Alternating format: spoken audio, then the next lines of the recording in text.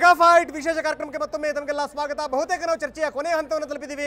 ಬಹಳಷ್ಟು ಜನ ಮಾತಾಡಿದ್ರು, ಆದರೆ ಒಬ್ಬರು ಮಾತ್ರ ಬಾಕಿ ಉಳಿದಿರುವಂಥವರು ಖ್ಯಾತ ಗಾಯಕಿ, ನಮಗೆ ನಿಮಗೆಲ್ಲ ಪರಿಚಿತರವರು. ಅವರು ಆರಂಭದಲ್ಲಿ ಹೇಳಿದ್ರು, ನಾನು ಮಾತಾಡಲ್ಲ, ಆದರೆ ನನಗೆ ಗೊತ್ತಿರುವಂಥದ್ದು ಸಂಗೀತ ಮಾತ್ರ, ನನಗೆ ಗೊತ್ತಿರುವಂಥದ್ದು ಹಾಡು ಮಾತ್ರ, ಹಾಡಿನ ಮುಖಾಂತರ ನಾನು ಜಾಗೃತಿನ ಮೂಡಿಸ್ತೀನಿ ಅಂತ. ಕಮಾನ್ ಹೇಳಿಮ್ಮ. ಮಾತೃಭೂಮಿ ಜನನಿ ನಿನ್ನ ಚರಣ ಸೇವೆ ಮಾಡುವ, ಪರಮ ಹರುಷದಿಂದ ನಿನ್ನ ಸುಖಕ್ಕೆ ಪ್ರಾಣ ನೀಡುವ. ಮಾತೃಭೂಮಿ ಜನನಿ ನಿನ್ನ ಚರಣ ಸೇವೆ ಮಾಡುವ, ಪರಮ ಹರುಷದಿಂದ ನಿನ್ನ ಸುಖಕ್ಕೆ ಪ್ರಾಣ ನೀಡುವ. ವಂದೇ ಮಾತರಂ ವಂದೇ ಮಾತರಂ ವಂದೇ ಮಾತರಂ ವಂದೇ ಮಾತರಂ ವಂದೇ ಮಾತರಂ ವಂದೇ ಮಾತರಂ ವಂದೇ ಮಾತರಂ ವಂದೇ ಮಾತರಂ ವಂದೇ ವಂದೇ ವಂದೇ ವಂದೇ. ದೊರೆಸ್ವಾಮಿ ಅವರು ನಾನು ಮಾತಾಡಬೇಕು ಅಂತ ಇದ್ದಾರೆ, ಏನು ಹೇಳ್ತಾರೆ ಕೊನೆದಾಗ ಕೇಳೋಣ ಸರ್. ಕೊನೆದಾಗ ತಾವೇನು ಹೇಳ್ತೀರಿ ಸರ್? ನಮ್ಮ ಪ್ರತಿನಿಧಿಗಳು ಅವರು ಹೇಳಿದರು, ನಾವು ಪಾರ್ಲಿಮೆಂಟಲ್ಲಿ ಚರ್ಚೆ ಮಾಡ್ತಾ ಇರುವಾಗ ಬಾಯಿ ಮುಚ್ಕೊಂಡು ಕೂತ್ಕೊಂಡಿರೋದು ಈಗಿಲ್ವೇ ನೀವು, ನಾವೆಲ್ಲ ಚರ್ಚೆ ಮಾಡಿದ ಮೇಲೆ ಬನ್ನಿ ನೀವು ಮಾತಾಡಿ ಅಂತ ಹೇಳ್ತಾರೆ. ಸ್ವಾಮಿ, ನಿಮ್ಮ ನಂಬೋಕೆ ಆಗ್ತಾ ಇಲ್ವಲ್ಲ, ನೀವೇನು ಮಾಡಲೇ ಇಲ್ವಲ್ಲ 40 ವರ್ಷ, ನೀವು ಸಭೆಗಳನ್ನು ಸರಿಯಾಗಿ ನಡೆಸಿಲ್ವಲ್ಲ. ನಿಮ್ಮ ಪಾರ್ಲಿಮೆಂಟ್ ನಡೆಸಿದ್ಯಾ, ನೀವು ಅಧ್ಯಕ್ಷರಾಗಿದ್ದರೆ ಎಷ್ಟು ಮಸೂದೆಗಳು ಪಾಸಾಗಿದೆ, ಇಲ್ಲಿ ಎಷ್ಟು ಮಸೂದೆಗಳು ಪಾಸಾಗಿಲ್ಲ. ಇದೆಲ್ಲ ಈ ಹೊಣೆಗಾರಿಕೆ ಇಲ್ಲದೆ ಜನ ಕೂಡಿಸ್ಬಿಟ್ಟು ನಾವು ನಿಮ್ಮನ್ನು ಹೇಗೆ ನಂಬೋದು ನಾವು.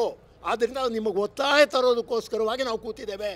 ನೀವು ಒಳ್ಳೆಯ ಯೋಗ್ಯವಾದಂಥ ಪ್ರಭಾವಶಾಲಿಯಾದಂಥ ಕಾನೂನನ್ನು ತಗೊಂಡು ಬಂದರೆ ನಿಮಗೆ ವಿಜಯೋತ್ಸವವನ್ನು ಮಾಡೋದ್ರ ಜೊತೆಗೆ ನಿಮಗೆ ಅಭಿನಂದನೆಗಳನ್ನು ಮಾಡ್ತೇವೆ.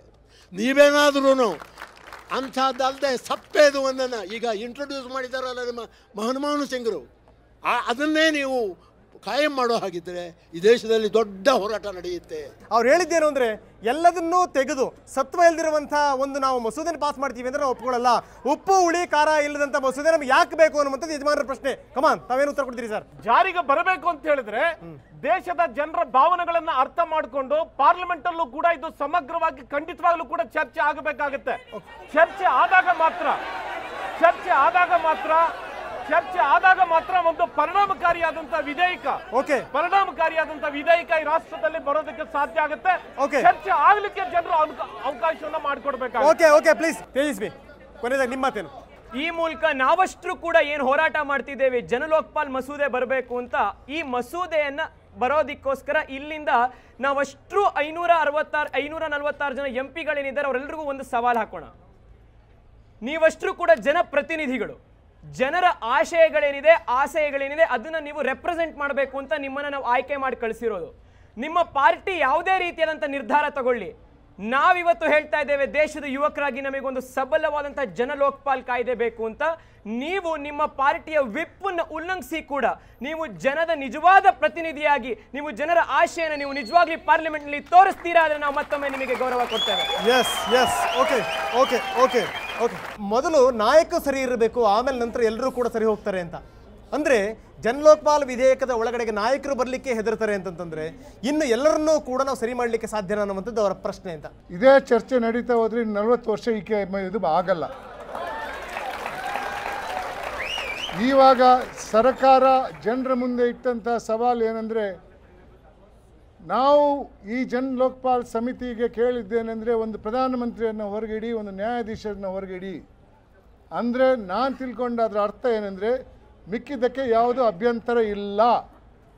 ಹಾಗೆ ಅಭ್ಯಂತರ ಇಲ್ಲದೇ ಇದ್ದರೆ ಸದ್ಯಕ್ಕೆ ಇವರನ್ನು ಹೊರಗಿಡೋಣ, ಆ ಲೋಕಪಾಲ್ ಬಿಲ್ ಮಾಡಿ ಆಗಲಿ, ಈಗಲೇ ಮಾಡಲಿ ಅವ್ರು ಲೋಕಪಾಲ್ ಬಿಲ್ಲು. ಮತ್ತು ಇದು ಯಾರಿಗೆ ಲಾಗು ಆಗ್ತದೆ? ನಿಮಗೆಲ್ಲ ಎಲ್ಲ ಭ್ರಷ್ಟರಿಗಲ್ಲ, ಬರೀ ಕೇಂದ್ರ ಸರ್ಕಾರದ ಅಧಿಕಾರಿಗಳು, ಕೇಂದ್ರ ಸರ್ಕಾರದಲ್ಲಿ ಅಧಿಕಾರದಲ್ಲಿರುವಂಥ. Sorry for intervention. ತಾವು ಒಪ್ತೀರಾ ಅಂತ ನಾನು ತಿಳ್ಕೊಳ್ತೇನೆ. ಈ ಒಂದು ವ್ಯವಸ್ಥೆ ಸಮಾಜದ ಪರವಾಗಿ ಆಗಬೇಕಾದ್ರೆ, ಆಡಳಿತ ಮತ್ತು ಅಭಿವೃದ್ಧಿ ಜನರಿಗೆ ತಲುಪಬೇಕಾದ್ರೆ, ಇವತ್ತು ಇಷ್ಟು ದೊಡ್ಡ ಪ್ರಮಾಣದಲ್ಲಿ ಭ್ರಷ್ಟಾಚಾರದ ಹಗರಣಗಳು ನಮ್ಮ ವ್ಯವಸ್ಥೆನ ನಡೀತಾ ಇದೆ ಅಂತ ಹೇಳಿದ್ರೆ ಇದಕ್ಕೆ ಒಂದು ಸಾಮೂಹಿಕವಾದಂಥ ಜವಾಬ್ದಾರಿನೂ ಇದೆ. ಇದ್ರ ಜೊತೆಗೆ ನಮ್ಮ ಚುನಾವಣಾ ಪದ್ಧತಿಗಳನ್ನು ಕೂಡ ನಾವು ಸರಿ ಮಾಡ್ಕೊಳ್ದೆ ಹೋದ್ರೆ, ಅದಕ್ಕೆ ಬೇಕಾದಂಥ ಕಾನೂನುಗಳನ್ನು ತರದೆ ಹೋದ್ರೆ, ಅದಕ್ಕೆ ಬೇಕಾದಂಥ ಇಚ್ಛಾಶಕ್ತಿಯನ್ನು ಜನರು ಪ್ರದರ್ಶನ ಮಾಡದೆ ಹೋದ್ರೆ ನಾವು ಯಾವುದೇ ವ್ಯವಸ್ಥೆಯನ್ನು ನಾನು ಹಿರಿಯರಾದಂಥ ತಾವು ಒಪ್ತೀರಿ ಅಂತ ನಾನು ಭಾವಿಸ್ತೇನೆ. ಸುದರ್ಶನ್ ಅವರೇ, ಅದಕ್ಕೆ ಜವಾಬ್ ಕೊಡ್ಲಾ? ಅದು ಕೂಡ ಆಗಬೇಕಾಗುತ್ತೆ. ಅಲ್ಲ, ಇದಕ್ಕೆ ಜವಾಬ್ ಇಷ್ಟೇ. ಸುದರ್ಶನ್ ಜಿ ಅವರು ಹೇಳಿದ್ರಲ್ಲೂ ಉರುಳಿದೆ. ಎಲೆಕ್ಷನ್ ಕಾನೂನಲ್ಲೂ ಕೂಡ ಬದಲಾವಣೆ ಆಗಬೇಕು. ಆದರೆ ಅದು ಮೊದಲು ಆಗಬೇಕು, ಕೊನೆಗೆ ಆಗಬೇಕು ಅನ್ನೋದು, ಇದು ಕೋಳಿ ಮೊದಲೇ ಬರಬೇಕು, ಮೊಟ್ಟೆ ಮೊದಲು ಬರಬೇಕು ಅನ್ನೋ ಪ್ರಶ್ನೆ ಆಗ್ತದೆ. ಇದು ಅದು ಬೇಡ. ಸದ್ಯಕ್ಕೆ ನಾವು ಕೈಯಲ್ಲಿ ತಗೊಂಡದ್ದು ಜನ ಲೋಕಪಾಲ್ ಬಿಲ್ಲು, ಸರ್ಕಾರಿ ಲೋಕಪಾಲ್ ಬಿಲ್, ಎರಡರಲ್ಲಿ ಒಂದು ಬರಬೇಕಂತ. ನಮ್ಮ ಚರ್ಚೆ ಏನಾದ್ರು ಜನ ಲೋಕಪಾಲ್ ಬಿಲ್ ಬರಬೇಕಂತ. ಅವ್ರದ್ದೊಂದು ಏನು ಹುರುಳಿಲ್ಲದ ಸರ್ಕಾರಿ ಲೋಕಪಾಲ್ ಬಿಲ್ಲು. ಯಾಕೆ? ಆ ಕಾನೂನು ಮಾಡುವವರಿಗೆ ಇದರಿಂದ ಧಕ್ಕೆ. ಓಕೆ, ಅದರಿಂದಾಗಿ ಅಷ್ಟು ಸುಲಭವಾಗಿ ಅವ್ರು ಕಾನೂನು ಮಾಡಲ್ಲ. ಮಾಡಿಸುವ ಪ್ರಯತ್ನ ನಾವು ಮಾಡ್ತಾ ಇದ್ದೇವೆ. Thank you very much. Okay, Tejasvi Surya, ಇಲ್ಲಿ ತನಕ ಬಂದ್ಬಿಟ್ಟು ತಾವು ಸಾಕಷ್ಟು ಮಾತಾಡಿದ್ರೆ ತಮಗೆ ಧನ್ಯವಾದಗಳು. Thank you very much. ಅದೇ ರೀತಿ ಚೇತನ, ತಮಗೂ ಕೂಡ ಧನ್ಯವಾದಗಳು. ಸೊ ಈ ಕಾರ್ಯಕ್ರಮಕ್ಕೆ ಬನ್ನಿ ಅಂದರೆ ಹಿಂಜರಿಯುವಂಥ ನಾಯಕರುಗಳೇ ಭಾಳಷ್ಟು ಜನ ಆಗಿದ್ದರು. ಅದರಲ್ಲಿ ಇದೆಲ್ಲದನ್ನು ಹೊರತುಪಡಿಸಿ ನಾನು ಯುವಕರಿಗೆ ದನಿ ಆಗ್ತೀನಿ, ಅವರ ಪ್ರಶ್ನೆಗಳಿಗೆ ಉತ್ತರ ಕೊಡ್ತೀನಿ ಅಂತ ಬಂದಿದ್ದಾರೆ. ನಿಜಕ್ಕೂ ಸುದರ್ಶನ್ ಈ ಮುಖಾಂತರ ತಾವೊಬ್ಬ ಎಂಥ ರಾಜಕಾರಣಿ ಅನ್ನೋದನ್ನು ಸಾಬೀತು ಮಾಡಿದ್ದಾರೆ. ಸುದರ್ಶನ್ ಜಿ, ತಮಗೂ ಕೂಡ thank you very much. So ಅದೇ ರೀತಿ ನ್ಯಾಯಮೂರ್ತಿ ಸಂತೋಷ್ ಹೆಗಡೆ ಭ್ರಷ್ಟಾಚಾರದ ವಿರುದ್ಧ ದನಿ ಎತ್ತಿರುವಂಥವರು. ನಮಗೆಲ್ಲ ಬಹಳ ಗಾಬರಿಯಾಗಿತ್ತು. ನ್ಯಾಯಮೂರ್ತಿ ಸಂತೋಷ್ ಹೆಗಡೆ ಅವರು ಲೋಕಾಯುಕ್ತರಾಗಿ ಅವರು ಹೊರಗಡೆ ಬಂದಾದಮೇಲೆ ಸಿಗ್ತಾರೋ ಇಲ್ವೋ, ನಮ್ಮ ಜೊತೆಗೆ ಸೇರ್ತಾರೋ ಇಲ್ವೋ ಅನ್ನುವಂಥದ್ದು. ಆದರೆ ಮತ್ತೊಮ್ಮೆ ಸಾಬೀತು ಮಾಡಿದ್ದಾರೆ, ನಾನು ಸಮಸ್ಯೆಗಳ ವಿರುದ್ಧವಾಗಿದ್ದೇ ಇರ್ತೀನಿ, ಭ್ರಷ್ಟಾಚಾರದ ವಿರುದ್ಧವಾಗಿದ್ದೇ ಇರ್ತೀನಿ ಅಂತ. Thank you very much sir, thank you very much. ಜೊತೆಗೆ ಇಲ್ಲಿ ಇಬ್ಬರು ಮಹಾನ್ ವ್ಯಕ್ತಿಗಳು ನಮ್ಮ ಎದುರುಗಡೆ ಕೂತಿದ್ದಾರೆ. ನಾವು ಅವರ ಹೆಸರನ್ನು ಹೇಳಲೇಬೇಕು. ದೇಹಕ್ಕೆ ಮಾತ್ರ ವಯಸ್ಸಾಗಿದೆ, ಮನಸ್ಸಿಗೆ ಅಲ್ಲ ಅನ್ನೋದನ್ನು ಸಾಬೀತು ಮಾಡಿರುವಂಥ ದೊರೆಸ್ವಾಮಿಯವರು. ಸೊ ಸರ್, ತಮಗೂ ಕೂಡ ಧನ್ಯವಾದಗಳು. ಜೊತೆಗೆ ಖ್ಯಾತ ನಟ ನಿರ್ದೇಶಕ ದತ್ತಣ್ಣ ಅವರು ಕೂಡ ಬಂದು ನಮ್ಮ ಜೊತೆ ಮಾತಾಡಿದ್ದಾರೆ. ತಮಗೂ ಕೂಡ ಧನ್ಯವಾದಗಳು sir, thank you very much.